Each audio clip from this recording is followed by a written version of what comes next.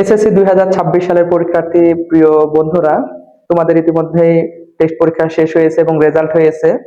কিন্তু এই পরীক্ষা শেষ নয়, চূড়ান্ত যে পরীক্ষা সেই পরীক্ষার প্রস্তুতির সময়।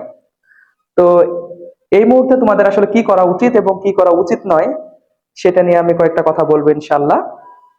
সর্বপ্রথম, রেজাল্ট নিয়ে উৎফুল্ল হওয়ার অতটা দরকার নাই এবং রেজাল্ট বেশি খারাপ হয়েছে সেই নিয়েও বেশি চিন্তা করা যাবে না। উৎফুল্ল হয়ে যদি তুমি রেজাল্ট নিয়ে বেশি উৎফুল্ল থাকো তাহলে পরবর্তীতে পড়ার মন মানসিকতাটা নষ্ট হয়ে যাবে, এবং যদি রেজাল্ট খারাপ হয়ে থাকে সেটা নিয়ে যদি বেশি চিন্তা করতে থাকো তাহলেও সেটা তোমার পরবর্তী স্টেপের পথে বাধা হয়ে দাঁড়াতে পারে। সেজন্য সেটা এখন আপাতত বাদ রাখতে হবে এবং নতুন ভাবে আবার শুরু করতে হবে। সেজন্য দরকার কি, 1 নম্বর একটা রুটিন। প্রতিদিন কয় ঘন্টা পড়তে হবে, কতটুকু পড়লে তোমার পড়া শেষ হবে সেই বিষয়টার দিকে খেয়াল রাখতে হবে এবং সেই অনুযায়ী একটা রুটিন তৈরি করে নিতে হবে। দ্বিতীয়ত, পর্যাপ্ত ঘুম নিশ্চিত করতে হবে, কারণ ঘুমের অভাবে শরীর খারাপ হতে পারে এবং পড়াশোনার মনোযোগ নষ্ট হতে পারে, সেজন্য পর্যাপ্ত ঘুম নিশ্চিত করতে হবে।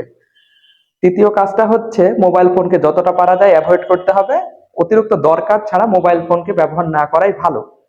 চতুর্থত, একটা নোট তৈরি করতে হবে, যে নোটে লেখা থাকবে গুরুত্বপূর্ণ গ্রামার রুলস, ম্যাথ, যে সূত্রগুলো, ম্যাথের যে সূত্রগুলো, সায়েন্সের সাবজেক্ট গুলোর যে মূল মূল বিষয়গুলো, সূত্রগুলো এবং অঙ্ক করার নিয়মাবলী, শর্টকাট, এগুলোর জন্য আলাদা একটা নোট থাকবে। সেই নোট অনুযায়ী প্রিপারেশন নিতে থাকতে হবে। এবং পঞ্চমত, বারবার লিখে লিখে প্র্যাকটিস করতে হবে এবং হাতের লেখা দ্রুতগামী করতে হবে এবং লেখার বানান ভুল যাতে না হয় এবং বাক্য গঠন যেন ঠিক থাকে সেই বিষয়গুলো নিয়ে বারবার প্র্যাকটিস করতে হবে। আগে তো বলেছি মোবাইল ফোনটা বেশি বেশি ব্যবহার থেকে এখন সংযত হতে হবে এবং স্বাস্থ্য সচেতনতার বিষয়টা অবহেলা করা যাবে না।